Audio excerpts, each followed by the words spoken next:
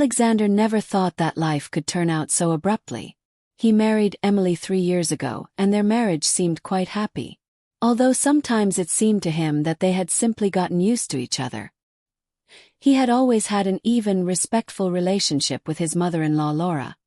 Not to say warm, but there were no conflicts either. She was a strict, well-groomed and reserved woman.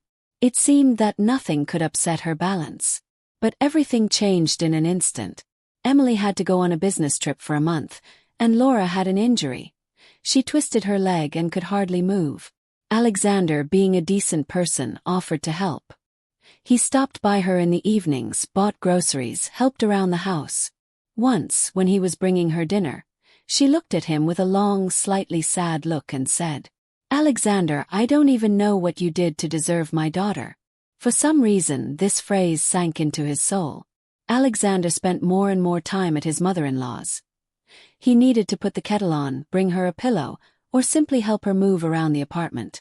At first, Laura tried to refuse, but he saw how hard it was for her, and he could not leave her without help. Over time they began to talk more about life, about family, about love. Alexander learned that Laura had once loved her husband very much, but he left early, leaving her alone with a small daughter. She never married again, devoting herself entirely to Emily. "Sometimes I think I've simply forgotten how to be a woman," she said suddenly one evening. Alexander looked at her carefully. She was sitting in a chair, wearing a simple dressing gown, her hair pulled back, but she still looked elegant and feminine. He caught himself thinking that he had been noticing her beauty more and more often lately. "You are a wonderful woman, Laura," he said, feeling something inside him turn over. She smiled, but something like sadness and gratitude flashed in her eyes. From that moment on, something changed. Alexander felt it with every cell of his body. He began to notice how he lingered his gaze on her longer than he should, how his heart sank when he saw her half smile, how he wanted to stay close a little longer, but he was married to her daughter. One day, when he was helping her up from the couch, she stumbled and he caught her, supporting her by the waist. Their faces were too close. "Alexander," she whispered, and he realized that things would only get more difficult from here. Alexander couldn't get that moment out of his head. It seemed to him that he had crossed some invisible line, after which it was impossible to return to the previous relationship. That night he lay awake for a long time, replaying in his head the expression on Laura's face, her breath, the almost elusive scent of her perfume. But he could no longer deny the attraction that had arisen between them. The next day he tried to keep his distance. He brought groceries, helped clean the house, but avoided unnecessary glances and touches. Laura seemed to be keeping her distance too, but something new appeared in her eyes. An elusive melancholy mixed with something he was afraid to even name. Things got even more complicated when she asked him to help with the bathroom. "Of course I can manage on my own, but what if I stumble again?" she said, smiling slightly guiltily. Alexander couldn't refuse. He helped her get to the bathroom, holding her under the elbow, trying not to touch her once again. But when she, leaning on his arm, took a step into the water, the towel she was wrapped in slightly parted, revealing the smooth skin of her shoulder. He immediately turned away, but felt his heart beat faster. "It's okay," she said quietly, sensing his confusion. He nodded silently and left, closing the door behind him. But he couldn't get away from the thought of her. The next few days were torture. He tried to distract himself, spent more time at work, but every evening he found himself back at his mother-in-law's. The official reason was to help with the housework, to check on her. But in reality, they were drawn to each other with a force that was impossible to escape. At first, they tried to maintain boundaries. They did not hold their gaze, did not touch each other unnecessarily. But the more they tried to keep their distance, the stronger the tension became. One evening, when Alexander was about to leave, she suddenly said, "You understand that we are playing with fire." He froze at the door and turned to face her. "Then why do you still come?" she asked. "Why don't you ask me to stop?" She didn't answer, she just looked at him silently. He took a step towards her. "I'll leave if you tell me you don't feel anything," he said quietly. Laura pressed her lips together. He could see she was struggling with herself. I can't, her voice shook. He didn't let her finish. The next second he was there. His arms wrapped around her, his lips touched hers. She didn't pull away, she kissed him back. It was madness, but they couldn't resist anymore. The night covered them, swallowing them in a whirlwind of passion. Everything that had been before, doubt, fear, reason, disappeared. Only the two of them remained. Alexander didn't think about Emily at that moment. There was only this woman, the one he should never have wanted, but whom he wanted more than anything in the world. The morning was cruel. Alexander woke up from a faint whisper. Laura, covered with a blanket, was sitting on the edge of the bed, clutching her head in her hands. She was not crying, not rushing about in panic, but her silence was more oppressive than any scream. Do you regret it? His voice sounded hoarse, as if he hadn't spoken for several years. She flinched but did not turn around. I don't know, she whispered. Alexander sat up, running his hand over his face. His head was heavy not from fatigue, but from the realization that there was no turning back now. We need to talk, he said after a pause. About what? There was no reproach or anger in her voice, only fatigue. About us. We're not here, she sighed. We won't succeed, he repeated, feeling a dull resentment rising within him. You mean you didn't feel anything? She fell silent. He saw her fingers trembling, her hands clutching the blanket. It doesn't matter, she said finally. Alexander stood up and walked towards her. Does for me. She looked up at him. Do you understand what will happen if Emily finds out? He clenched his jaw. I don't want to deceive her. Do you want to confess to her? Her voice became sharper. Alexander remained silent. If you tell her, you'll destroy her world. You'll break her heart and mine too. Why yours? He leaned closer to her. She closed her eyes. Because I will lose both her and you. These words hit him the hardest. I don't want to lose you, he said quietly. Laura smiled bitterly. But we can't be together, Alexander. Wrong. He knelt down in front of her and took her hands in his. Then tell me that you don't love me. Tense. Tell me and I'll leave. He turned away. Laura's hands clenched in his. I can't. His voice broke. Those words were enough. They were silent all day. Alexander left, but thoughts about her did not leave him for a second. He realized that he could no longer return to his former life. And in the evening the phone rang. Alexander. Her voice was quiet but determined. Yes, we need to meet. He felt his heart beat faster. Where? Here in another place. Are you sure? The pause dragged on, and he realized that no matter how difficult this path was, they had already made their choice. Alexander couldn't fall asleep for a long time after talking to Laura. Thoughts about what awaited him were both discouraging and enticing. He understood that not only his feelings were at stake, but also the lives of other people, especially Emily. He didn't want to hurt her, but he couldn't deny his attraction to his mother-in-law any longer. The next morning he woke up feeling anxious. He had to decide something. He called his friend Jake and, having collected his thoughts, met him in a cafe. You look lost, Jake remarked as they sat down at the table. What happened? Alexander sighed and began to tell about his situation. He shared all his doubts, fears, and how he was drawn to Laura. Jake listened attentively, interjecting his comments from time to time. You see, Jake finally said, this whole thing is incredibly complicated. But maybe you need to get honest about your feelings. You need to figure out what's more important to you, your emotions or your commitment to Emily. I don't want to lose either her or Laura, Alexander replied, feeling his heart skip a beat at the thought. They're both important to me. Life is not always so simple. Feelings sometimes fail us, and we must remember that actions have consequences. Are you ready to pay this price? Jake looked at him with concern. I don't know, Alexander felt heavy in his soul. But I can't live like this anymore. I feel like I'm full of contradictions.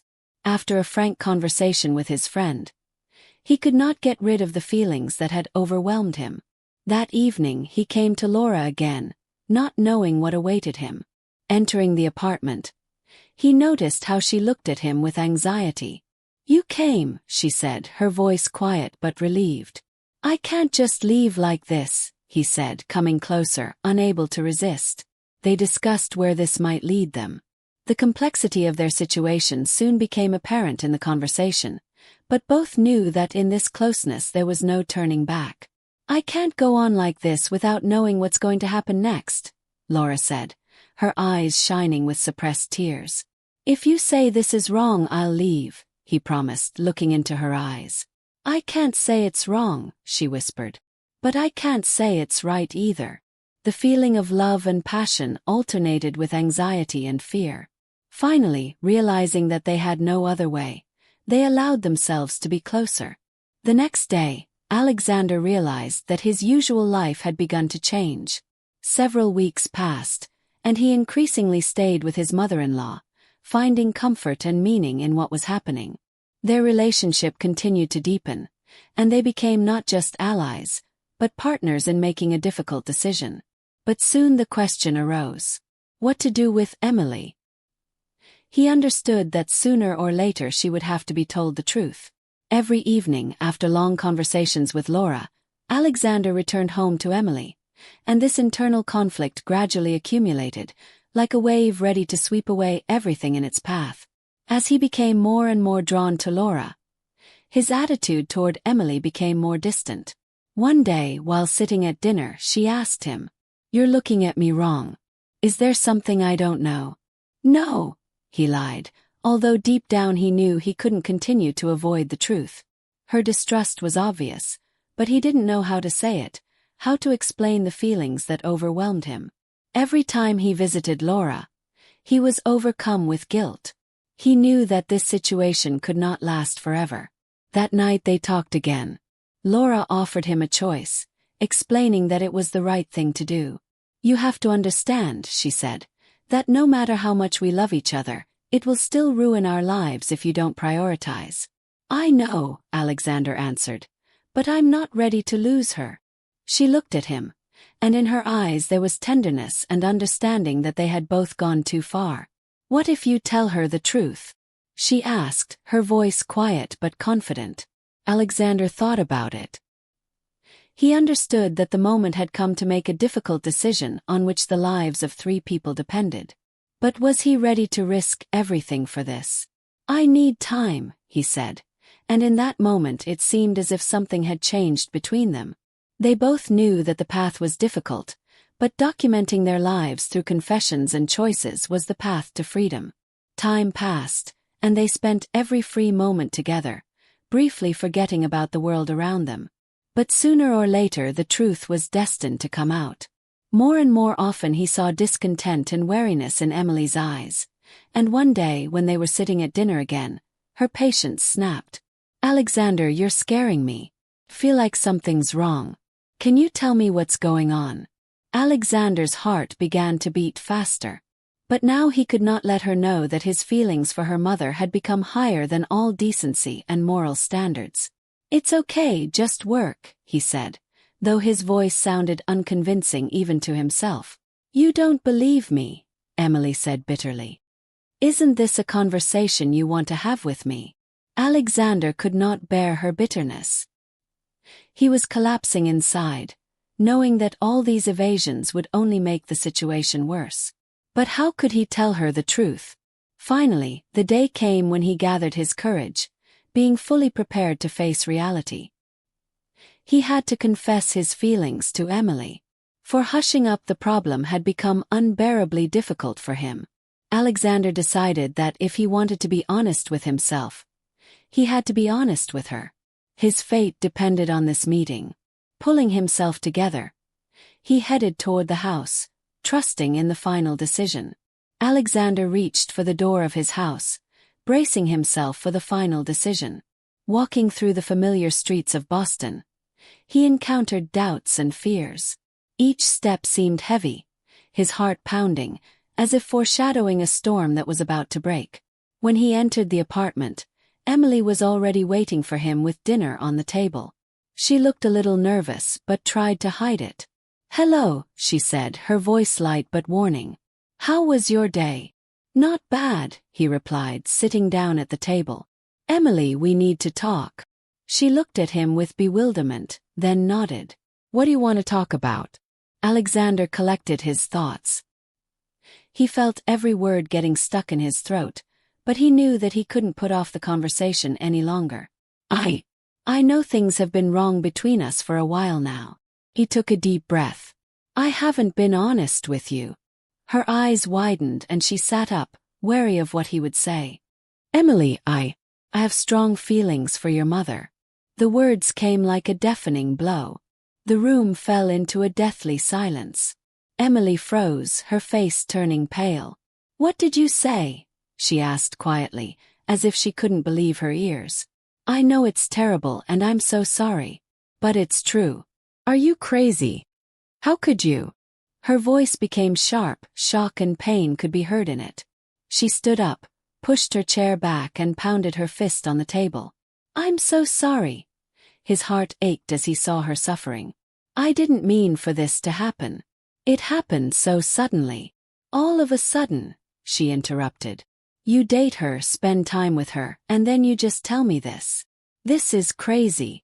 "I never meant to hurt you," he continued, trying to convey his confusion and sincerity to her. "I feel terrible knowing that I hurt you, but I couldn't stay silent any longer." A spark of anger mixed with despair appeared in Emily's eyes. "How could you do this? I trusted you, and you ruined everything." "I didn't destroy it, I just—" He stopped, losing the thread of the conversation. "I don't know what happened, but it became unbearable for me to hide it." She buried her face in her palms, and he saw her shoulders shaking with suppressed emotion. "I can't believe this is happening," she said bitterly. "What do I do now?" Alexander didn't know what to answer. He felt his own feelings washing over him like a wave, incomprehensible. "I don't know what's next," he sighed. "But I can't hide it from you and from myself. You have to choose." Her voice sounded like a scream, tearing his heart apart. "Either her or me." Alexander froze. He knew he was raising the stakes, that he was about to meet the harshest reality. Emotions were seething inside him. On the one hand, he was drawn to Laura, on the other. He did not want to lose Emily. At that moment he realized that he couldn't continue on both fronts. He couldn't continue to deceive himself or both of them. "I need time," he finally said. "I need to figure out what I really want." Emily nodded, but you could read in her eyes that there was no longer trust. "Are you looking for the truth or an excuse?" she asked. These words pierced him, and he felt how unbearably heavy it became for him. Instead of answering, he simply remained silent, realizing that he was on the edge of the abyss. Emily turned and, without another word, went into her room. Alexander was left alone, depressed and confused, realizing that everything he knew could change in an instant. Now it was up to him to decide what to do next. It was several days before he was able to meet Laura. Every time he thought of her face, of the tenderness they had spoken of, he felt guilty that this had become possible. When he finally came to her, she met him with concern in her eyes. "You haven't been here for a few days. What happened?" she asked, clasping her hands. Alexander felt his heart skip a beat. He took a step back and said slowly, "I told Emily the truth." Her eyes widened in shock. "Are you crazy?" she said hoarsely. "I didn't want to keep hiding it. She deserves the truth. So what now? Do you really think this will all end well?" "I don't know. I'm confused about my feelings. I need time to understand everything." Laura stepped back, her voice shaking. "And what will you do?" He realized that he couldn't predict the future. He didn't know how their story would turn out, but hope was born in his heart. "I will look for a choice," he said, determined. "I will sort out my feelings and make a decision." However, he understood that this choice would not be easy, and the consequences of his decisions could affect the lives of everyone involved. Thus began a new phase in his life, full of uncertainty and complicated feelings, but also the opportunity to start over. He was going to find his way to happiness, even if it meant going through pain and suffering.